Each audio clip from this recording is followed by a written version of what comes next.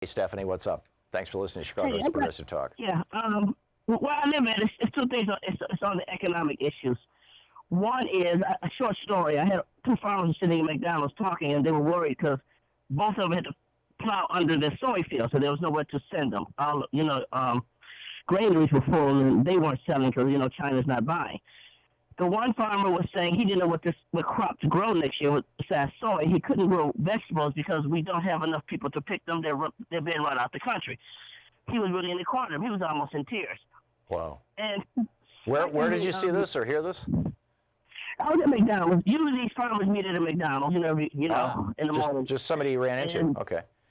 Yeah, and I wasn't talking to them. I was just listening to them talking. They were both upset with Trump for the tariffs, and they were upset about running all the migrant workers out. Because I'm in Kankakee County. Kankakee County is 80% farms. Yeah. And basically, I've been driving. It's 1 in 3 farms are up for sale. Wow. All over Michigan. So, yeah. This is like the 80s, when Reagan allowed the giant ag companies to start combining and forming into trusts, and they just wiped out the farmers. You had Willie Nelson doing farm aid out there to help the poor farmers who were ruined by Reagan's policies, and a lot of family farms, a lot of family farmers ended up as sharecroppers, essentially. They had to sell their farm, their home, their land to the big ag companies, and then they were hired by those big ag companies to work their own farms. I mean, and now it's even getting worse. That's amazing, Stephanie.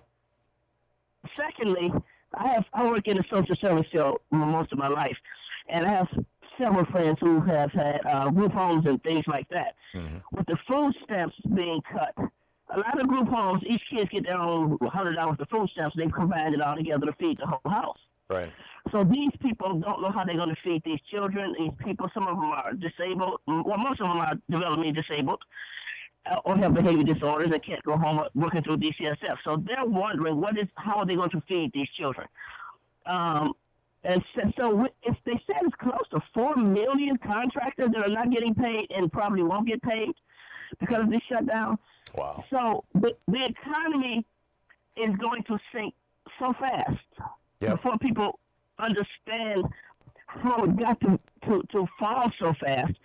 And my mother just got into a beautiful assisted living, and they're telling her, the same thing, that, without some of the federal funding, she may have to go home. Leave. Yeah, the SNAP program runs out of money on January 20th. The federal workers will miss their paycheck on January 25th. The federal judiciary runs out of money on January 25th.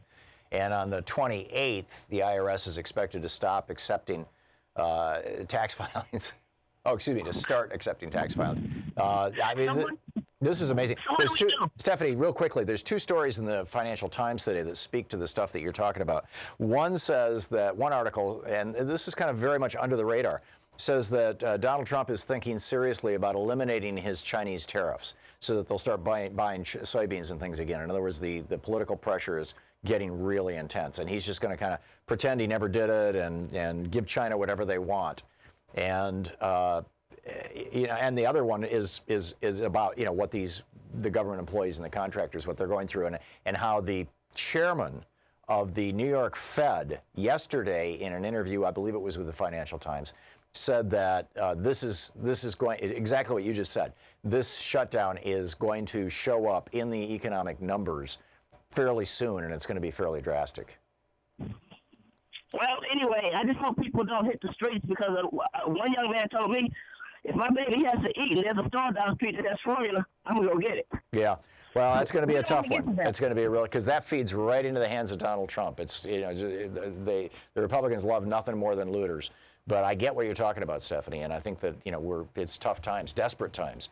Scott in Mission, Kansas. Hey, Scott, what's on your mind today? Hey, Tom. All right, so I wanted to talk about the 2020 presidential race and how women and people of color seem to have been stepping up and wanting to take that mantle. Yep. We just saw Gillibrand, Gabbard, and Warren say they want to run for president. And then there was Julian Castro, first Hispanic man to run. Yep.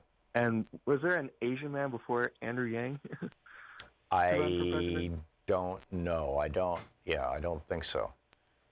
All right. But, to me, I see like a relationship between that and how our culture has been evolving to include more people of color in leading roles.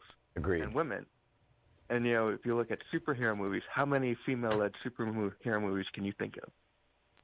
Well, it's exploding now. I mean, you know, it's, Yes. so and superheroes who are people of color as well. You know, men or women. Yeah. You know, Prior to I Wonder agree, Woman. Scott. I think that I think it's a really good and healthy thing. If you go back and you look at that rat study that we were reporting on a couple of weeks ago here on this program, that you know, black rats and white rats, these lab rats, when the black rats or the white rats, you know, pick your side, were exclusively raised with their own kind, they tended not to save the other kind when they were in trouble, when they were drowning. But when they were raised in mixed groups, where there were both black and white rat pups, all nursing off rat mom, and they grew up together, then they would save rats regardless of their race or their color, you know, their fur color. And I think it's true with human beings. I think that, you know, we're mammals, we're not immune to these things. And the more that we see in our media and in our schools and in our institutions and you know, the cop on the beat and everything else, the more that we see the diversity that is our society, that is our culture, that is, you know, the fundamental strength of America, the more accepting of diversity we become, particularly the older white people, you know, who grew up in a highly segregated society and therefore are carrying some of those old white rat things, you know. So yeah, I think it's a big deal. And it's pretty white. I'm sorry? So, it's pretty white here in Kansas. So. Yeah. Yeah, well, it is in a lot of parts of the United States, but you know, yeah, spot on. But I really think that this is the solution to the whole thing is you know, to have something like that going on. Thanks a lot for the call. I appreciate it. Wow, my call screen software just crashed. In fact, both of them just crashed. Sure, we got to bail out of all this stuff. I'm going to try and open Assistant Producer. I don't know what's going on with this. But it ain't working.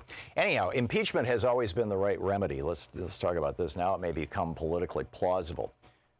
This is, sure, you're going to have to reboot everything. I think it's just died.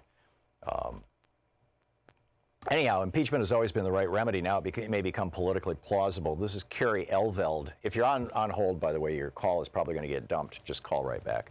My apologies. Donald Trump has already committed an impeachable offense. Carrie Elveld is writing for the Daily Kos, according to federal prosecutors in the Southern District of New York. And now this is not the Mueller investigation. This is not Robert Mueller.